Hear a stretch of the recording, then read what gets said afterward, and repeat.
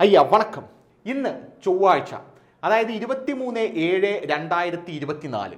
ഇന്നാണ് ധനമന്ത്രി നിർമ്മല സീതാരാമൻ പാർലമെന്റിൽ തൻ്റെ 7ാമത്തെ ബഡ്ജറ്റും നരേന്ദ്രമോദി സർക്കാരിൻ്റെ 3ാമത്തെ ടേമിലെ 1ാമത്തെ ബഡ്ജറ്റും അവതരിപ്പിക്കാൻ പോകുന്നത്. ഞാൻ പറഞ്ഞു വരുന്നത് ഇതൊന്നുമല്ല.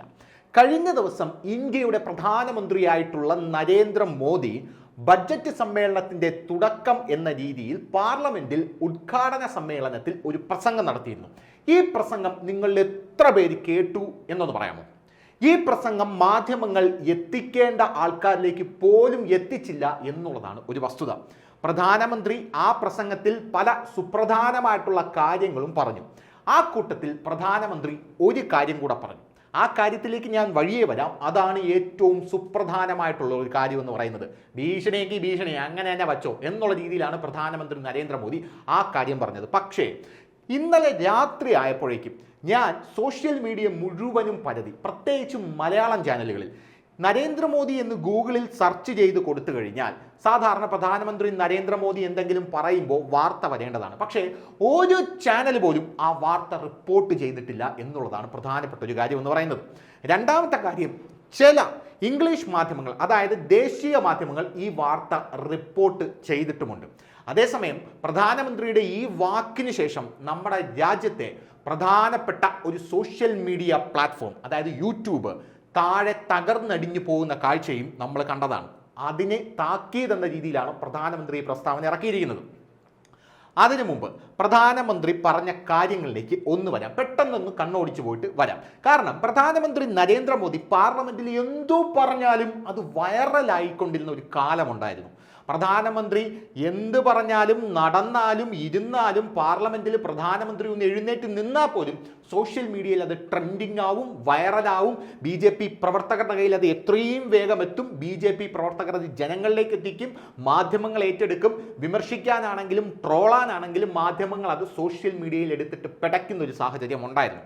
പക്ഷേ ഇപ്പോൾ പ്രധാനമന്ത്രി സംസാരിക്കുന്ന പ്രസംഗം പോലും സോഷ്യൽ മീഡിയ പുറത്തുവിടാതെ വലതുപക്ഷ മാധ്യമങ്ങളെ അടിച്ചൊതുക്കി വലിയൊരു അജണ്ടയുടെ ഭാഗമായി മറച്ചു വെച്ചിരിക്കുകയാണ്. കഴിഞ്ഞ ദിവസമാണ് ഒരു വാർത്ത വന്നത്. പ്രധാനമന്ത്രി നരേന്ദ്രമോദിക്ക് ട്വിറ്റർ പ്ലാറ്റ്ഫോം, അതായത് എക്സ്, ഈ എക്സിൽ 100 മില്യൺ ഫോളോവേഴ്സ് തികഞ്ഞു എന്നൊരു വാർത്ത വന്നത്. പക്ഷേ 100 മില്യൺ ഫോളോവേഴ്സ് മാത്രമേ ഉള്ളൂ എന്ന് നമ്മൾ മനസ്സിലാക്കണം. പ്രധാനമന്ത്രിയുടെ പല കാര്യങ്ങൾക്കും, അല്ലാതെ പല ചെയ്തികൾക്കും സോഷ്യൽ മീഡിയയിലെ റീച്ച് നന്നേ കുറവാണ്. അതേസമയം നിങ്ങൾ രാഹുൽ ഗാന്ധിയുടെ എടുത്തു നോക്കിക്കോളൂ. രാഹുൽ ഗാന്ധി കഴിഞ്ഞ തവണ പാർലമെന്റിൽ നടത്തിയ പ്രസംഗത്തിനാണ് പ്രധാനമന്ത്രി നരേന്ദ്രമോദി കൊടുത്ത കുറിക്കുകൊള്ളുന്ന മറുപടിയെക്കാട്ടിലും റീച്ച് ഉള്ളത് എന്നുള്ളത് ഒരു വസ്തുതയാണ്. കോൺഗ്രസ്സുകാർ ഇതിനെ പറയുന്നത് രാഹുൽ ഗാന്ധിയുടെ ജനപ്രീതി കൂടി എന്നാണ്. എന്നാൽ അങ്ങനെ അല്ല. മറിച്ച് വലതുപക്ഷ രാഷ്ട്രീയങ്ങളെ അടിച്ചൊതുക്കാനുള്ള സോഷ്യൽ മീഡിയ ഭീമന്മാരുടെ വളരെ വലിയ രീതിയിലുള്ളൊരു തന്ത്രമാണ് ഇതിന് പിന്നിൽ. ഇതിന് പിന്നിൽ സോറോസിനെ പോലെയുള്ള പല ആൾക്കാരും ഉണ്ടെന്നാണ് ചില ആൾക്കാർ പറയുന്നത്. അതിൻ്റെ ഭാഗമായിട്ടാണ്, അതിൻ്റെ ബൈ പ്രോഡക്റ്റ് ആയിട്ടാണ് ധ്രുവ് റാഠിയെ പോലെയുള്ള ചില വേട്ടാവളിയന്മാർ ഉയർന്നു വരുന്നത്. ഈ ധ്രുവ് റാഠി എന്ന് പറയുന്ന വ്യക്തി ഒരു വീഡിയോ ഇട്ട് കഴിഞ്ഞാൽ നമുക്ക് എല്ലാവർക്കും അറിയാം, സംസാരവും ശബ്ദവും മാത്രമേ പുള്ളിയുടേതുള്ളൂ. സ്ക്രിപ്റ്റ് മറ്റാരുടേതോ ആണ് ധ്രുവ് റാഠിയുടെ വീഡിയോകളിൽ എന്ന് നമുക്ക് എല്ലാവർക്കും കാണുമ്പോൾ തന്നെ മനസ്സിലാവുന്ന ഒരു കാര്യമാണ്. അതിൻ്റെ ഉദാഹരണമായിട്ട് പുള്ളിയുടെ മറ്റ് പ്രസ്താവനകൾ, അതായത് പുള്ളി വീഡിയോയിൽ ചെയ്യാതെ പുറത്ത് നടത്തുന്ന പ്രസ്താവനകൾ എടുത്ത് നോക്കിയാൽ മതി. അതുകൊണ്ട് ധ്രുവ് റാഠി ആരുടെയോ ടൂളാണ്. ആ ധ്രുവ് റാഠിയെ നല്ലപോലെ സോഷ്യൽ മീഡിയ പ്രൊമോട്ട് ചെയ്യുന്നുണ്ട്. ധ്രുവ് റാഠി ഒരു വീഡിയോ ഇട്ട് കഴിഞ്ഞാൽ 1 മിനിറ്റിൽ അത് 1 ലക്ഷം പേര് കാണും, 1 മണിക്കൂറിൽ അത് 10 മില്യൺ ആൾക്കാർ കാണും എന്നൊക്കെ പറയുമ്പോൾ ധ്രുവ് റാഠിയെ വിമർശിക്കുന്ന വലതുപക്ഷ രാഷ്ട്രീയത്തിലെ ആൾക്കാരുടെ വീഡിയോകൾ തഴയപ്പെടുന്നു എന്നുള്ളത് ഒരു വസ്തുതയാണ്.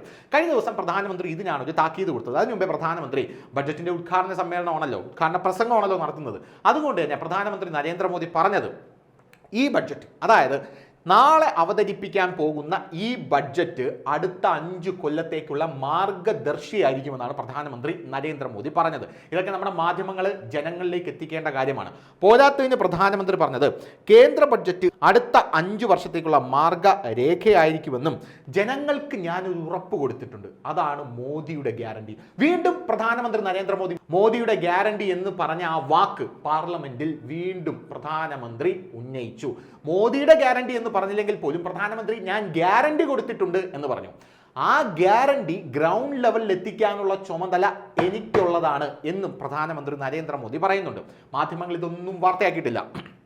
പോരാത്തതിന് പ്രധാനമന്ത്രി പറയുന്നു ആ ഗ്യാരണ്ടി ഗ്രൗണ്ട് ലെവലിൽ എത്തിക്കണമെങ്കിൽ, ആ ഗ്യാരണ്ടി ഗ്രൗണ്ട് ലെവലിൽ എത്തണമെങ്കിൽ ഈ ബഡ്ജറ്റ് പുറത്തു വരണം. പോരാത്തതിന് അതായത് ഞാൻ കൊടുത്ത ആ ഗ്യാരണ്ടി ഇല്ലേ, അത് ജനങ്ങളിലേക്ക് എത്തുക എന്നുള്ളതാണ് എൻ്റെ ഏറ്റവും വലിയ ദൗത്യം എന്നും പ്രധാനമന്ത്രി പറയുന്നുണ്ട്. ഇനി അടുത്തൊരു കാര്യം പ്രധാനമന്ത്രി പറയുന്നത്, ഈ ബഡ്ജറ്റ് വീക്ഷിത് ഭാരത് എന്ന് പറയുന്ന ഞങ്ങളുടെ സ്വപ്നത്തിന് അടിത്തറയിടും എന്ന് പറയുന്നു. അതായത് ഈ ബഡ്ജറ്റ് ഞങ്ങൾക്കൊരു സ്വപ്നമുണ്ട്, അത് അമൃതകാലത്തിലേക്കുള്ള സ്വപ്നമാണ്.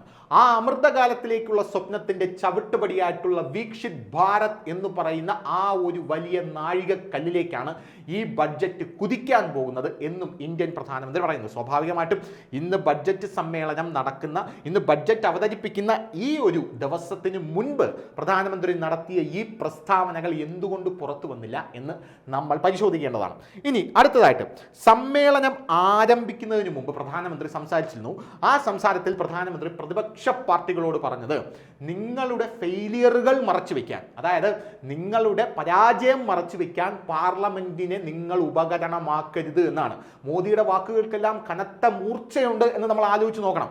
പ്രധാനമന്ത്രി ഒരു ഭീഷണി സ്വരത്തിൽ എന്ന പോലെയാണ് പറയുന്നത്. കാരണം ഇനി നിങ്ങൾ കാണാൻ പോകുന്ന മോദി നിങ്ങൾ ഇതുവരെ കണ്ട മോദി ആയിരിക്കില്ല എന്ന രീതിയിലാണ് മോദി സംസാരിക്കുന്നത്. നമ്മുടെ മാധ്യമങ്ങൾ ഇതൊക്കെ എടുത്തിട്ട് പ്രധാനമന്ത്രി എന്താണ് അങ്ങനെ സംസാരിക്കുന്നത്? കാരണം പ്രധാനമന്ത്രി നടന്നു വരുമ്പോൾ പോലും ഒരു രാജാവ് നടന്നു വരുന്ന പ്രതീതിയാണ് എന്ന് പറയുന്ന മാധ്യമങ്ങളാണ് ഇവിടെ ഉള്ളത്. ആ മാധ്യമങ്ങൾ മോദി ഇത്രയേറെ മൂർച്ചയുള്ള വാക്കുകൾ പറഞ്ഞിട്ട് എന്തുകൊണ്ട് അത് എടുത്തില്ല എന്നുള്ളൊരു ചോദ്യമുണ്ട്. അല്ലെങ്കിൽ വലതുപക്ഷ സോഷ്യൽ മീഡിയ പ്ലാറ്റ്ഫോമുകൾ അത് മാധ്യമങ്ങളിലേക്ക് എത്തിച്ചില്ലേ എന്നുള്ളൊരു ചോദ്യമുണ്ട്. പക്ഷെ മാധ്യമ പ്രവർത്തകരാണ്, അവർക്ക് കൃത്യമായിട്ട് അത് അറിയാനായിട്ട് സാധിക്കും. ഇനി അടുത്ത പ്രധാനമന്ത്രി പറഞ്ഞ പോയിന്റാണ് ഹൈലൈറ്റ് എന്ന് പറയുന്നത്. എൻ്റെ ശബ്ദം ഈ പാർലമെന്റിന് പുറത്ത് എത്താൻ അനുവദിക്കുന്നില്ല. ഇതാണ് പ്രധാനമന്ത്രിയുടെ പ്രധാനപ്പെട്ട പോയിന്റ് എന്ന് പറയുന്നത്. ഞാൻ സംസാരിക്കുന്നത് ഈ പാർലമെന്റിന്റെ പുറത്തേക്ക് എത്തേണ്ടവരിലേക്ക് പോലും ഇപ്പോൾ എത്തുന്നില്ല എന്ന് പറഞ്ഞ ആ നിമിഷത്തിന്റെ കുറച്ചു നേരം കഴിഞ്ഞ് ഇന്ത്യയിൽ യൂട്യൂബ് എന്ന് പറയുന്ന പ്ലാറ്റ്ഫോം ഡൗൺ ആയി. ഒരു കാര്യം നമ്മൾ ആലോചിച്ച് നോക്കണം, ലോകമെമ്പാടുമാണ് യൂട്യൂബ് എന്ന് പറഞ്ഞ പ്ലാറ്റ്ഫോം ഡൗൺ ആയെങ്കിൽ ഓക്കെ, പക്ഷേ ഇന്ത്യയിൽ മാത്രമാണ് യൂട്യൂബ് എന്ന് പറഞ്ഞ പ്ലാറ്റ്ഫോം കുറച്ച് നേരത്തേക്ക് ക്രാഷ് ആയി പോയത്. ഇന്ത്യയിൽ യൂട്യൂബ് എന്ന പ്ലാറ്റ്ഫോം കുറച്ച് നേരത്തേക്ക് ക്രാഷ് ആയിപ്പോയ ആ നിമിഷം പല വാർത്തകളും വന്നു. എന്താണെന്ന് ആർക്കും അറിയില്ല. പല നിരീക്ഷകന്മാരും പറയുന്നത് ഇത് കേന്ദ്ര സർക്കാരിന് യൂട്യൂബിന്മേലുള്ളൊരു താക്കീതാണ്. അതായത് ഞങ്ങൾക്കും സാധിക്കും നിങ്ങളെ ക്രാഷ് ആക്കാൻ. അതുകൊണ്ട് മാനം മര്യാദയ്ക്ക് രാഷ്ട്രീയം കളിക്കാതെ നിങ്ങൾ എന്ത് ചെയ്യണം? കാര്യങ്ങൾ മുന്നോട്ട് കൊണ്ടുപോകണം. നേരത്തെ തന്നെ ആരോപണമുള്ളതാണ്. അതായത് പ്രധാനമന്ത്രിയായി നരേന്ദ്രമോദി മൂന്നാമത്തെ ടേം വരുന്നു എന്ന് പറയുന്നതോടുകൂടെ തന്നെ യൂട്യൂബ് അടക്കമുള്ള, ഫേസ്ബുക്ക് അടക്കമുള്ള മറ്റ് സോഷ്യൽ മീഡിയ പ്ലാറ്റ്ഫോമുകളെല്ലാം തന്നെ വലതുപക്ഷ രാഷ്ട്രീയത്തെ പ്രൊമോട്ട് ചെയ്യുന്ന വാർത്തകൾ തഴയുകയും മറിച്ച് മറ്റ് വാർത്തകൾ, അതായത് വിഘടനവാദ വാർത്തകൾ, ഇടതുപക്ഷ രാഷ്ട്രീയം പേറുന്ന വാർത്തകൾ, ആന്റി മോഡി വാർത്തകൾ എന്നിവയ്ക്ക് വലിയ രീതിയിലുള്ള പ്രൊമോഷൻ കൊടുക്കുകയും ചെയ്തു. അങ്ങനെയാണ് ധ്രുവ് റാഠിയെ പോലെയുള്ള ആൾക്കാരൊക്കെ പടർന്ന് പന്തലിച്ചത്. ആ സമയത്ത് ധ്രുവ് റാഠി നേരത്തെ ഉണ്ടായിരുന്നു എന്ന് നിങ്ങൾക്ക് വാദിക്കാം. പക്ഷേ ആ സമയത്ത് ധ്രുവ് റാഠിക്ക് അഭൂതപൂർവമായിട്ടുള്ള ഒരു വളർച്ച ഉണ്ടായിരുന്നു. അതിനു മുമ്പ് കൗതുക വീഡിയോസും മറ്റും ചെയ്തുകൊണ്ടിരുന്ന, കൂടുതലും അതാണ് ചെയ്തുകൊണ്ടിരുന്ന ധ്രുവ് റാഠി പൊടുന്നനെ മുഴുവൻ സമയ രാഷ്ട്രീയത്തിലേക്ക് തിരിയുന്നു. രാഷ്ട്രീയ വീഡിയോകൾ മുഴുവൻ സമയം ചെയ്യാനായിട്ട് ധ്രുവ് റാഠി തൻ്റെ സമയം മാറ്റിവെക്കുന്ന ഒരു സാഹചര്യവും ആ സമയം നമ്മൾ കണ്ടതാണ്. കഴിഞ്ഞ ദിവസം പ്രധാനമന്ത്രി കൃത്യമായിട്ടുള്ള താക്കീത് കൊടുത്തതിന് ശേഷമാണ് ഈ ഒരു സംഭവം ഉണ്ടായിരിക്കുന്നത് എന്ന് നമ്മൾ ഈ ഒരു ആസ്പെക്റ്റിൽ എടുത്തു കാണേണ്ട ഒരു വസ്തുതയാണ്. പ്രധാനമന്ത്രിയുടെ ആ ശബ്ദം പോലും പുറത്തു കൊണ്ടുവരാത്ത നിങ്ങൾക്കുള്ള താക്കീതാണ് ഇത് എന്നാണ് പല രാഷ്ട്രീയ നിരീക്ഷകരും ഇതിനെക്കുറിച്ച് പറയുന്നത്. ക്ലിയർ ആയല്ലോ? ഇനി പ്രധാനമന്ത്രി പറഞ്ഞ എക്സാക്ട് വാക്കുകളിലേക്ക് പറയുകയാണെങ്കിൽ, കഴിഞ്ഞ സമ്മേളനത്തിൽ പാർലമെന്റിൽ തൻ്റെ ശബ്ദം തകർക്കാൻ ശ്രമിച്ചു എന്നാണ് പറഞ്ഞത്. എൻ്റെ ശബ്ദം പുറത്തേക്ക് എത്തിച്ചില്ല എന്നാണ് പറഞ്ഞത്. പ്രതിപക്ഷ പാർട്ടികളെ നോക്കിയാണ് പ്രധാനമന്ത്രി ഇത് പറഞ്ഞതെങ്കിലും ഇപ്പോൾ ഇന്ത്യയിൽ പ്രതിപക്ഷത്തിൻ്റെ കൂടെ കൂടിയിരിക്കുന്ന പല വിധ്വംസക ശക്തികളുമുണ്ട് എന്ന് നമ്മൾ മനസ്സിലാക്കണം. കഴിഞ്ഞ ദിവസം മമതാ ബാനർജിയെ പോലെയുള്ള ആൾക്കാർ ബംഗ്ലാദേശിൽ നിന്നും വരുന്ന ആൾക്കാർക്ക് ഇവിടെ ഞാൻ കുടിയേറ്റക്കാരായി അവരെ സ്വീകരിച്ച് ആനയിച്ചിരുത്തും എന്നുള്ളൊരു പ്രസ്താവനയൊക്കെ നടത്തുന്നുണ്ടായിരുന്നു. രാഹുൽ ഗാന്ധിയെ പോലെയുള്ളവർ ഓരോ സംസ്ഥാനങ്ങളായിട്ട് പിടിച്ച് ആ സംസ്ഥാനങ്ങളിൽ ഓരോന്ന് ജനങ്ങൾക്ക് ഫ്രീ ആയിട്ട് കൊടുത്ത് ഇത് നമ്മുടെ രാജ്യത്തെ സാമ്പത്തിക രംഗത്തെ അസ്ഥിരപ്പെടുത്താനുള്ളൊരു വിദ്യയാണ്. അതായത് രാഹുൽ ഗാന്ധിയെ പോലെയുള്ള ആൾക്കാർ കർണാടക പിടിക്കുന്നു, മറ്റ് സംസ്ഥാനങ്ങൾ പിടിക്കുന്നു, എന്നിട്ട് കർണാടകയിലടക്കം പല കാര്യങ്ങളും ഫ്രീ കൊടുക്കാമെന്ന് പറയുന്നു. അതായത് സ്ത്രീകൾക്ക് സ്ത്രീകൾക്ക് ബസ്സിൽ സൗജന്യ യാത്ര, ഓട്ടോറിക്ഷ നിരക്ക്, വൈദ്യുതി ചാർജ് ഇതെല്ലാം സൗജന്യമാക്കും എന്നുള്ള രീതിയിൽ പറഞ്ഞു കയറുകയും അങ്ങനെ വലിയ രീതിയിലുള്ള സാമ്പത്തിക ബാധ്യത നല്ല രീതിയിൽ നടന്നു പോകുന്ന ഒരു സംസ്ഥാനത്തിൻ്റെ മേൽ വരികയും അത് അവസാനം കേന്ദ്രത്തിൻ്റെ തലയിലാവുകയും ചെയ്യും. ഇത് ഒരു സോറോസ് തന്ത്രമായിട്ടാണ് കേന്ദ്രം വിലയിരുത്തുന്നത്. കാരണം ഇത്തരത്തിലൊരു സംഭവം പല സംസ്ഥാനങ്ങളിലും നടന്നു കഴിഞ്ഞാൽ നമ്മുടെ രാജ്യത്തിൻ്റെ സാമ്പത്തിക രംഗം മുഴുവൻ അസ്ഥിരമായി പോകും. രാജ്യത്തിൻ്റെ സാമ്പത്തിക രംഗത്തിൽ ഏറ്റവും പിന്നോക്കം നിൽക്കുന്ന സംസ്ഥാനങ്ങളൊന്നാണ് കേരളം. ആ കേരളത്തിന് കേന്ദ്രം ഗ്രാൻഡ് കൊടുത്താണ്, അതായത് സാമ്പത്തികമായി പിന്നോക്കം നിൽക്കുന്ന സംസ്ഥാനങ്ങൾക്ക് ഗ്രാൻഡ് കൊടുക്കും. ആ ഗ്രാൻഡ് കൊടുത്താണ് കേരളം പലപ്പോഴായി പിടിച്ചു നിൽക്കുന്നത്. അതായത് കേരളം സ്വന്തം രീതിയിൽ വളർന്നു വരണം, എങ്കിലും നിങ്ങൾ വളരുന്നത് വരെ നിങ്ങൾക്ക് ഞങ്ങൾ ഒരു ഗ്രാൻഡ് തരാം എന്ന് പറഞ്ഞ് ഒരു താങ്ങുന്ന രീതിയിലാണ് കൊടുത്തുകൊണ്ടിരിക്കുന്നത്. പല നല്ല രീതിയിൽ നടന്നു പോകുന്ന സംസ്ഥാനങ്ങളും കോൺഗ്രസ് ഭരിക്കാൻ കയറുന്നതിന് ശേഷം ആ സംസ്ഥാനങ്ങളുടെ സാമ്പത്തിക നില ഇതുപോലെ ഫ്രീ ബി എന്നാണ് അവർ പറയുന്നത്, അതായത് എല്ലാം സൗജന്യം.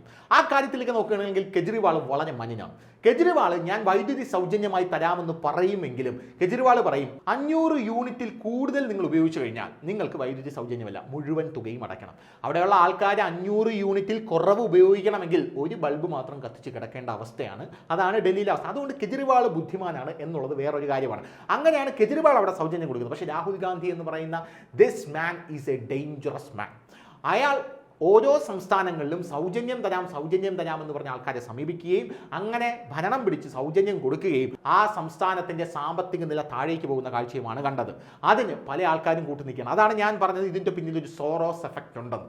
അങ്ങനെ വലതുപക്ഷ രാഷ്ട്രീയങ്ങളുടെ ശബ്ദം അടിച്ചമർത്താൻ ശ്രമിക്കുന്ന മാധ്യമങ്ങൾക്ക് നരേന്ദ്രമോദി ഇന്നലെ കൊടുത്ത ഒരു താക്കീതാണ് കഴിഞ്ഞ ദിവസം ഈ പ്ലാറ്റ്ഫോം താഴെ പോയത് എന്നാണ് പല മാധ്യമ പ്രവർത്തകരുടെയും രാഷ്ട്രീയ നിരീക്ഷകരുടെയും വിലയിരുത്തൽ എന്ന് പറയുന്നത്. ഞങ്ങൾക്കും സാധിക്കും. നേരത്തെ പ്രധാനമന്ത്രി ഇത് ചെയ്യാതിരുന്നത് ഈ പ്ലാറ്റ്ഫോമുകളെല്ലാം മോദിയെ മാത്രം പ്രൊമോട്ട് ചെയ്യുന്ന ഒരു കാഴ്ച നമുക്ക് കാണാനായിട്ട് സാധിക്കും. അതേസമയം വലതുപക്ഷ രാഷ്ട്രീയത്തെ മുഴുവൻ ചവിട്ടിത്താക്കുന്ന ഒരു കാഴ്ച നമുക്ക് കാണാനായിട്ട് സാധിക്കും. കഴിഞ്ഞ ദിവസം ട്വിറ്റർ തന്നെ നമ്മൾ കണ്ടതാണ്, അതായത് എക്സ് പ്ലാറ്റ്ഫോം തന്നെ നമ്മൾ കണ്ടതാണ്. മോദിക്ക് 100 മില്യൺ സബ്സ്ക്രൈബേഴ്സ് അല്ലെങ്കിൽ 100 മില്യൺ ഫോളോവേഴ്സ് എക്സ് പ്ലാറ്റ്ഫോമിൽ വന്നു കഴിഞ്ഞു. എക്സ് പ്ലാറ്റ്ഫോം മോദിയെ സപ്പോർട്ട് ചെയ്യുന്നുണ്ട് അല്ലെങ്കിൽ മോദിയെ പ്രൊമോട്ട് ചെയ്യുന്നുണ്ട്. പക്ഷേ മോദി പറയുന്നതൊന്നും പുറത്തേക്ക് എത്തിക്കുന്നില്ല അല്ലെങ്കിൽ അതിന് വേണ്ടത്ര പ്രചാരം കൊടുക്കുന്നില്ല എന്ന് വളരെ വലിയൊരു ആക്ഷേപം പണ്ട് മുതലേ ഉണ്ട്. അതുകൊണ്ട് തന്നെയാണ് രാജ്യത്തെ ടെക്കികളായിട്ടുള്ള ആൾക്കാരെല്ലാം പറഞ്ഞുകൊണ്ടിരിക്കുന്നത് ഈ തരത്തിലുള്ള സംഭവങ്ങൾ, അതായത് ഗൂഗിള്, വിൻഡോസ്, മൈക്രോസോഫ്റ്റ്, എന്തിനു പറയുന്നു, നമ്മുടെ യൂട്യൂബ്, ഫേസ്ബുക്ക്, അത്തരത്തിലുള്ള സോഷ്യൽ മീഡിയ പ്ലാറ്റ്ഫോമുകൾ പോലെ നമുക്കും, അതായത് നമ്മുടെ രാജ്യത്തിനും സ്വതന്ത്രമായി നിൽക്കാൻ സോഷ്യൽ മീഡിയ പ്ലാറ്റ്ഫോമുകൾ വേണം. മറിച്ച് അമേരിക്കയിൽ നിന്ന് സായിപ്പ് ഒരു സ്വിച്ച് ഇട്ടാൽ അണഞ്ഞു പോകുന്ന സംവിധാനം നമുക്ക് ഇവിടെ എത്രത്തോളം ഭാവിയിലത്തേക്ക് പര്യാപ്തമാണ് എന്ന് ചിന്തിക്കണം എന്ന് പല ആൾക്കാരും മോദിയോട് പറഞ്ഞിട്ടുണ്ടായിരുന്നു. എന്തായാലും കഴിഞ്ഞ ദിവസം നരേന്ദ്രമോദിയുടെ പ്രസംഗം ഒരു താക്കീതായിട്ടാണ് പല ആൾക്കാരും വിലയിരുത്തുന്നത്. അങ്ങനെയാണ് ഇന്ത്യയിൽ മാത്രം സോഷ്യൽ മീഡിയയിൽ വലിയൊരു ക്രാഷ് സംഭവിച്ചത് എന്നുമാണ് വിലയിരുത്തൽ. ക്ലിയർ ആയിരുന്നു? ഓക്കെ. കൂടുതൽ വാർത്തകളും വിശേഷങ്ങളും നിങ്ങളിലേക്ക് എത്താൻ ABC മലയാളം സബ്സ്ക്രൈബ് ചെയ്യുക, ബെൽ ബട്ടണും അമർത്തുക.